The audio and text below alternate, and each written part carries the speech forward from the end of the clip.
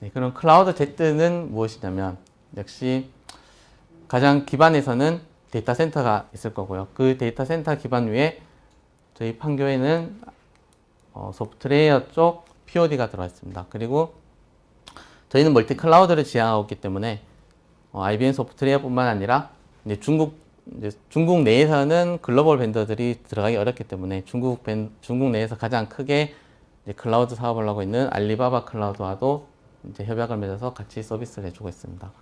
그리고 내부적으로 프라이빗 클라우드도 구축해주고 있고요. 이런 식으로 멀티 클라우드를 지향하는 서비스로서 클라우드 Z가 구성되어 있습니다.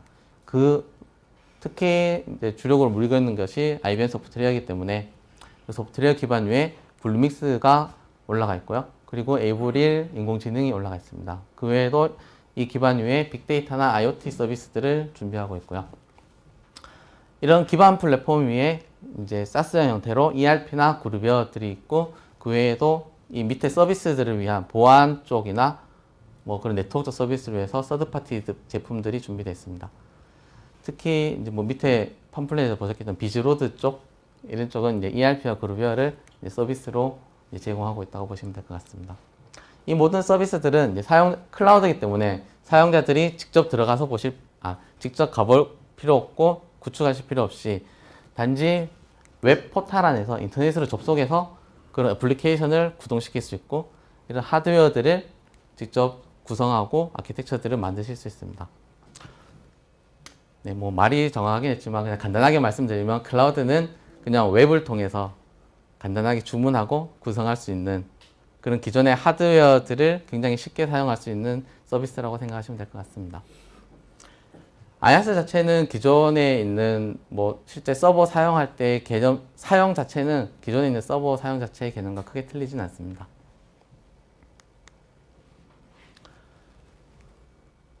네, 판교 소프트웨어가 이제 글로벌하게 31개의 POD가 있는데 그 POD 중에 한 곳이 이제 서울에는 판교 저희 SK 쪽 데이터 센터에 올라와 있습니다. 그쪽 데이터 센터를 보면 한 개의 POD는 이제 최소 5,000개의 서버로 구성이 되어 있고요. 그 다음에 각 POD, 글로벌하게 있는 각 POD마다 모두 동일하게 평면이 크기가 같고 그 네트워크와 전원 인프라, 네트워크와 전원들이 다 이중화되어 있고 그 다음에 동일한 인프라 아키텍처로 구성되어 있습니다. 네트워크의 가장 큰 특징은 이제 완전히 뒤쪽에 사진이 약간 나오겠지만 물리적으로 분리된 퍼블릭망과 그리고 물리적으로 분리된 프라이빗망 그리고 관리용 네트워크가 따로 있습니다. 보통 기존 다른 타 벤더들을 보면은 이런 부분이 없이 하나의 망 내에서 모두 관리가 되는 반면에 이제 IBM 소프트웨어 쪽은 이제 전체 이 세 가지 네트워크망으로 구분해서 이제 철저하게 물리적으로 구분된 망을 사용하고 있습니다. 네트워크 구조를 뭐 뒤쪽에 다음 세션, 내일 세션에 나오겠지만 간단히 말씀드리면 이제 POD 자체가 있고요. POD 자체에 이제 서버들이 있는데 서버들은 위쪽에 이제 방화벽을 통해서 퍼블릭망으로 나가야 됩니다. 이쪽 위쪽이 퍼블릭망이고 이쪽 아래쪽이 프라이빗망이라고 보시면 될 것 같습니다. 프라이빗망이 이제 이 아래쪽에 네트워크 쪽 드라이브들이랑 그 다음에 뭐 트랜스코딩, DNS 그리고 API 서비스들 이쪽도 사실 프라이빗망으로 구성이 되어 있는데 이쪽 서버 자세히 보시면 서버들이 물려있는 망이랑 소프트웨어에서 서비스해주는 이런 서비스에 대한 망이 따로 구성이 됐습니다. 이쪽은 프라이빗망 중에서도 이제 서비스 네트워크라고 따로 불리고 있고요. 이런 서버들이 프라이빗망을 통해서 직접 서비스 네트워크랑 바로 연결이 되어서 빠르게 사용하실 수 있습니다.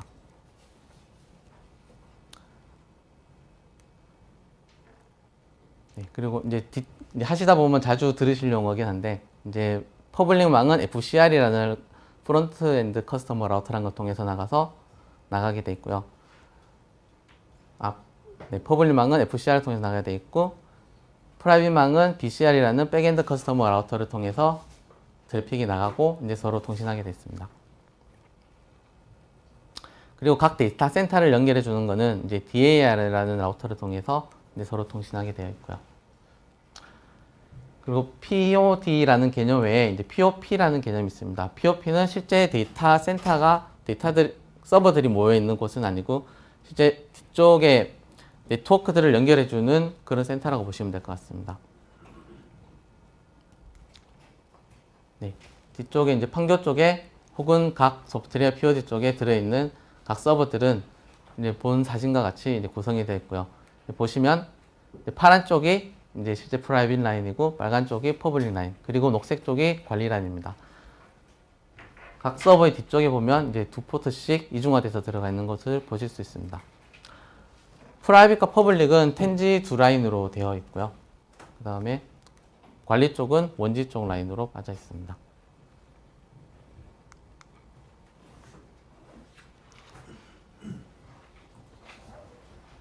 네, 소프트웨어에서 이제 오퍼링하고 있는 서비스들은 뭐 당연히 서버들이 있을 거고요. 그 다음에 스토리지가 있을 거고, 이제 네트워크 쪽 서비스를 하기 위해서는 로드 밸런스랑 이제 다이렉트 링크 전용도 서비스랑 DNS 서비스 이런 것들을 제공해 주고 있습니다. 그리고 보안을 위해서 보안 장비들을 방화벽과 함께 좀 IDS를 제공할 수 있는 혹은 와플을 제공할 수 있는 그런 제품들도 같이 제공해 주고 있고요. 그 다음 부가 서비스로서 이제 3000개 이상의 API와 CDN, 그리고 메시지 큐, 그리고 오토스케일 서비스도 제공하고 있습니다. 이런 API 서비스의 가장 큰 특징은 사실 이 서비스 자체가 소프트웨어의 IBM 제품인데, 이제 후에 실습해 보시겠지만은 저희는 이제 이 API를 통해서 클라우드 제트라는 또 하나의 포탈을 통해서 모든 것들을 컨트롤할 수가 있습니다. 그것처럼 이제 소프트웨어 모든 자원은 API를 통해서 제공되고 컨트롤할 수 있다는, 즉 소프트웨어 디파인드 인프라 스트럭처라는 것을 말씀드리고 싶습니다. 그리고 관리를 위해서 만든 서비스 포탈, 그리고 모니터링과 리포팅이 되는 역시 포탈을 통해서 받으실 수 있습니다. 그리고 247365 고객 지원이 소프트웨어 쪽에서 이루어지고 있습니다. 주로 한국 시간대에는 호주 쪽에서 이루어지고 있습니다. 물론 저희 클라우드 제트에서는 이제 테크센터를 통해서 이제 직접 지원을 받고 있고, 그리고 호주 쪽에서도 이제 저희가 많이 말씀을 드려서 호주 쪽 소프트웨어 서포트 하시는 분들도 한국 분들이 몇 분 많이 계십니다. 그래서 급하실 경우에는 이제 뭐 한글로 얘기한다거나 그런 경우도 가능합니다. 네, 소프트웨어 타 벤더 대비 가장 큰 특징은 이제 자원 리소스를 맘대로 선택할 수 있다는 점입니다. 즉 기존 타 벤더들을 보면은 뭐 4코어에 8기가 메모리 혹은 뭐 8코어에 뭐 32기가 메모리 이런 식으로 세트가 정해져 있는데, 반면에 이제 저희 소프트웨어 쪽은 그냥 뭐 약간 타입에 따라 틀리긴 하지만 1코어에 242기가 메모리 이렇게도 선택하실 수가 있습니다. 즉 코어와 메모리가 독립적으로 선택이 가능하고요. 이런 점이 가장 큰 서버 런칭에 있어서 가장 큰 장점이라고 할 수가 있습니다.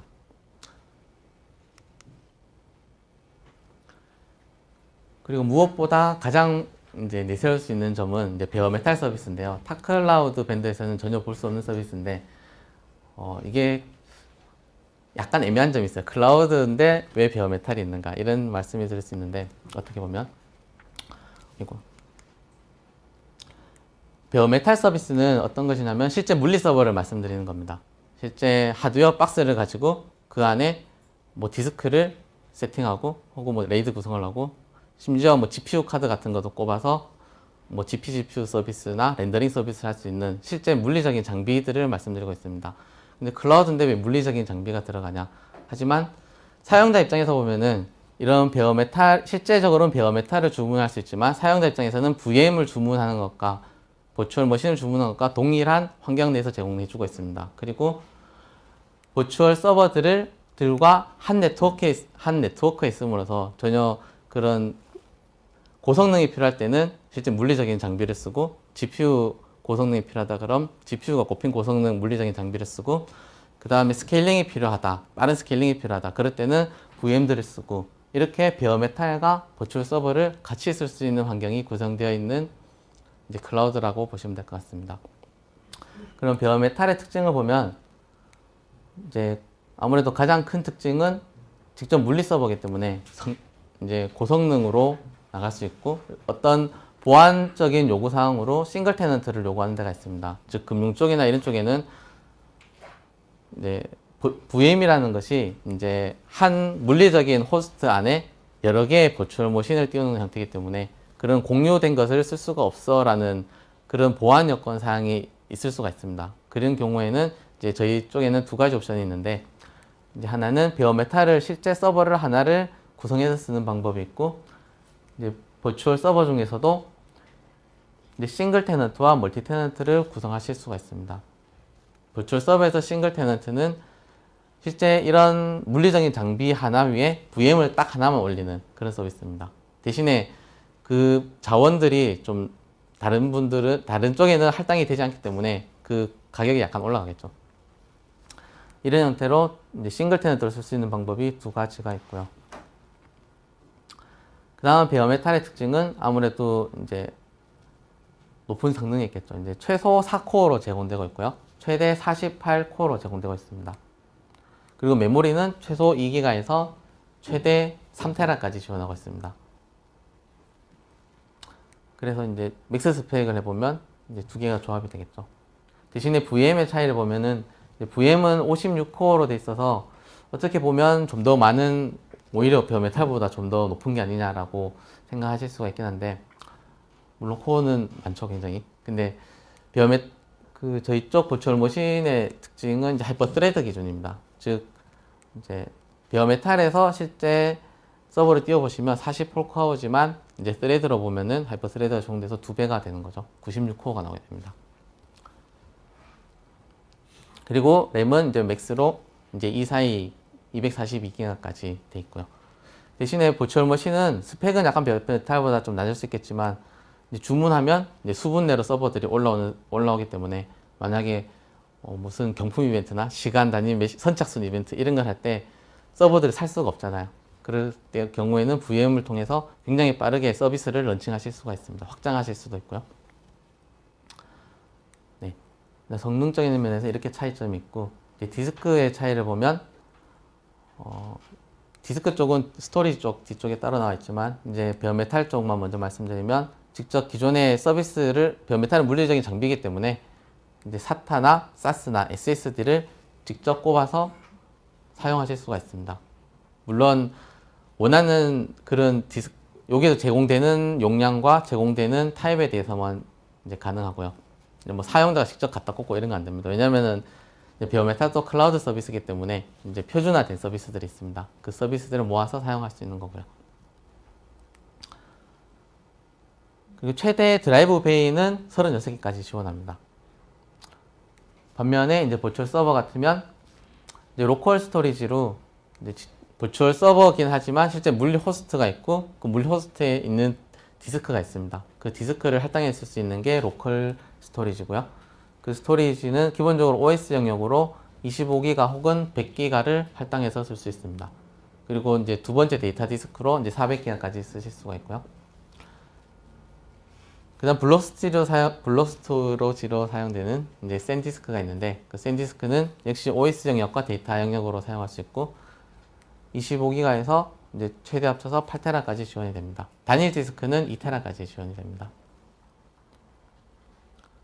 네, 네트워크 소프트웨어의 또 특징 중에 하나는 이제 무료 트래픽이 있습니다. 보통 사실 일반 서버에 대한 구성 비용도 많이 들어가긴 하지만 서비스가 굉장히 잘 되는 경우는 트래픽 비용이 의외로 만만치 않습니다. 어떤 서비스인 경우에는 트래픽이 서버를 넘어서는 컨텐츠 업체인 경우에는 그런 경우도 발생이 되게 됩니다. 저희는 이제 VM인 경우에는 서버당 250기가를 무료로 제공해주고 있고 이제 베어메탈인 경우에는 서버당 500기가를 무료로 제공해주고 있습니다. 서버당이기 때문에 이제 서버가 10대면은 곱하기 10이 되는 거죠. 그런데 이제 약간 주의하실 점은 역시 서버당이기 때문에 그 서버에서 나가는 트래픽만 무료로 제공됩니다. 그럼 어떤 서버는 많이 안 쓰고 어떤 서버는 많이 쓰고 그러면은 이제 밸런스가 안 맞을 텐데 그거를 위해서 이제 트래픽을 풀링할 수 있는 기능이 또 따로 있습니다. 네, 트래픽 요금이 이게 북미 기준이라서 그런데 서울 쪽 기준은 이제 기가당 0.12달러입니다. 한 150원 정도 될 것 같고요. 그리고 이제 아웃바운드 트래픽만 과금이 되고, 역시 인바운드 트래픽, 외부에서 들어오는 트래픽은 전혀 과금이 되지 않습니다. 그리고 소프트웨어 구성 내에 있는 프라이빗 네트워크를 통해서 이제 통신하는 네트워크 비용도 전혀 발생되지 않습니다. 오로지 인터넷으로 나가는 트래픽 비용만 발생이 되고요.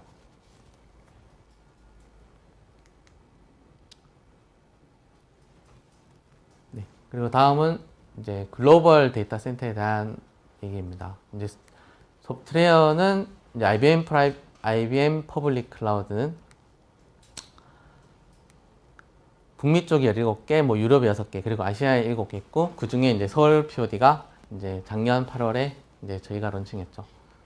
이렇게 해서 총 31개의 데이터 센터가 있고, 자세히 보시면은 이제 데이터 센터가 아니고 POP라고 있습니다. POP는 22개가 있는데, 이런 뭐 인도 쪽이나 이쪽에는 실제 데이터 센터는 없고, 이런 전용선들을 연계해 주기 위한 POP들만 위치한 곳도 있습니다. 그래서 POP와 데이터 센터 숫자가 좀 다르고요. 그 외에도 이제 엣지캐스트의 이제 CDN망을 사용해서 CDN 서비스를 하고 있는 CDN 엣지도 31군데가 있습니다. CDN 서비스인 경우에는 이제 소프트웨어에서 자체적으로 이제 서비스를 제공하는 건 아니고, 이제 엣지캐스트라는 이제 버라이즌에 인수된 그런 글로벌한 CDN 업체를 사용하고 있고, 국내인 경우에는 저희가 이제 SKB랑 같이 CDN 사업을 하고 있습니다. 네, 주요 인증 현황은 이제 ISMS 얘기가 아마 많이 들으실 텐데, ISMS 근간이 되는 이제 ISO 27001을 획득하고 있고요. 그리고 ISMS도 이제 올해 중에 이제 추진되어서 받을 계획이라고 합니다. 그 외에도 이제 뭐 의료 관련된 히파 쪽 준수나 아니면은 신용카드 관련된 PCI DSS, 그리고 각 클라우드에 어떤 시큐리티 서비스들이 제공되고 있는지 그거를 이제 스스로 체크해서 올려놓거나 아니면 검증된 그런 차트를 볼 수 있는 CSA 쪽에 이제 등록이 되어 있습니다. 특히 뭐 여러 가지 규격들이 많이 있긴 한데, 이 CSA 쪽에 소프트웨어 쪽 파트를 검색해서 찾아가 보시면은 이 소프트웨어가 어떤 인증을 받았고, 그 인증 항목이 뭐 어떤 의미를 얘기하고 이런 것들을 보실 수가 있습니다. 글에 대한 각 항목에 대해서 소프트웨어가 나는 이거를 어떻게 제공해 라는 답변을 CSA 쪽에서 직접 그 엑셀 문서를 통해서 확인하실 수도 있습니다.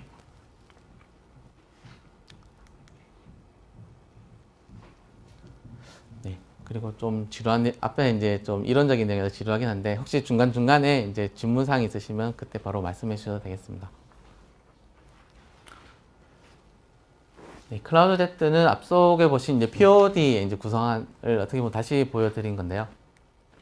간단하게 다시 말씀드리면, 이제 각 앞쪽에서는 이제 퍼블릭 VLAN 그리고 프라이빗 VLAN 이렇게 하나만 있었는데, 실제적으로 퍼블릭망을 그리고 프라이빗망을 이제 가상의 네트워크로 여러 개로 구성해서 사용하실 수가 있습니다. 즉 보통 퍼블릭망인 경우에는 어차피 다 통신이 되니까 하나만 구성했었는데, 이제 망분리 요건을 위해서 프라이빗망은 이제 프로덕션 쪽 그리고 QA 쪽, 개발 쪽 이렇게 분리해서 쓰는 경우가 많습니다. 그 용도에 맞춰서 프라이빗망을 분리해서 쓰실 수 있고요. 그렇게 해서 각 이제 네트워크 망을 분리를 하면 이 분리된 망끼리 전혀 통신이 되지 않기 때문에 이제 바야타라는 게이트웨이를 통해서 서로 통신을 제어해 줄 수 있게 됩니다. 이런 게이트웨이를 통해서 이제 MBR이라는 라우터를 통해서 아까 말씀드린 이제 소프트웨어 쪽 서비스 네트워크 쪽에 접근할 수가 있습니다.